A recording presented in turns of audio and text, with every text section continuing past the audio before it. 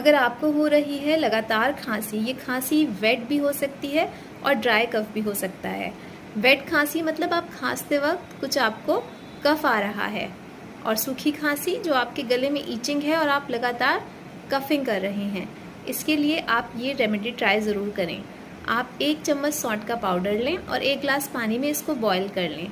जब ये पानी 1/4 रह जाए, इस पानी को आप दिन भर में थोड़ा थोड़ा यूज़ करें, एक साथ इस पानी को ना पिए। 3-4 दिन लगातार इस तरह का पानी आप बनाएं रोज़ फ्रेश, और इसको रोज़ थोड़ा थोड़ा पिएं। आपको बहुत जल्द अपनी खांसी में आराम आने लगेगा।